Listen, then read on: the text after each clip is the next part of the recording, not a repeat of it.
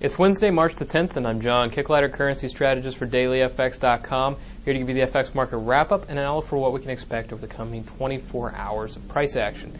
Today's activity, taking that objective look at risk trends.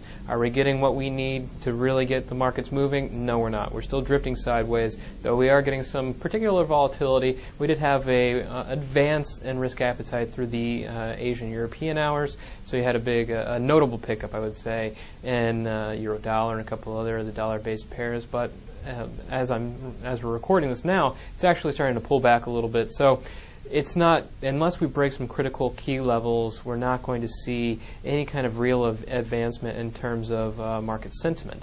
Whether it's going to be a fundamental catalyst to get us going, or it's going to be a technical break across the board that just puts the market on a move towards risk aversion or risk appetite, remains to be seen. But we do have critical levels we need to be keeping an eye on in some of these currency pairs, and as well as other markets. We have to watch the Dow, because the Dow is just pushing towards its new high. But if we see that rising trend over the past month or so correct, or we see crude oil pull back before it reaches 84, we see gold retrace, and we see the euro dollar see a critical break from its range, or even dollar CAD.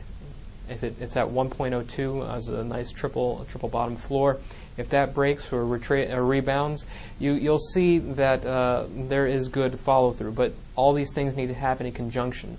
Otherwise, if one of them makes a move while the other ones are steady, the likelihood that you're going to get major follow-through, good follow-through on these individual opportunities is very, very low.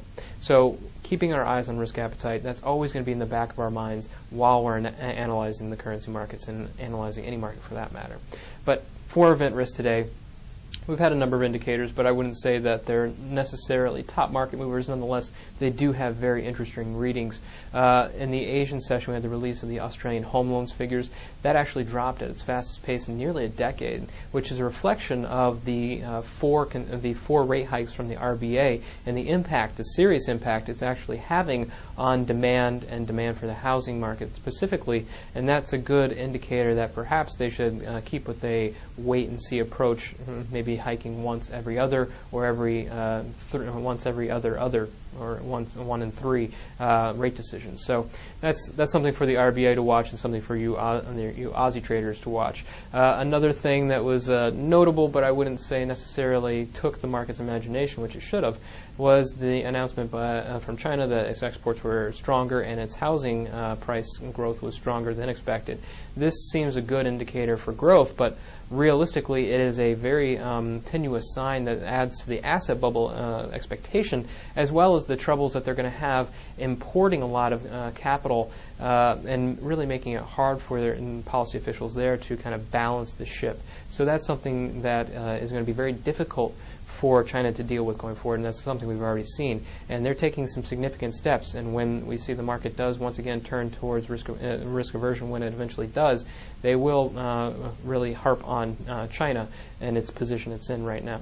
And looking at the European hours, we had the release of Italian GDP. Now this indicator certainly doesn't really arouse much in terms of volatility, but this is an important indicator because it is the third largest economy, and we did see that the revision actually was downgraded to, I think, a negative 3% or thereabouts.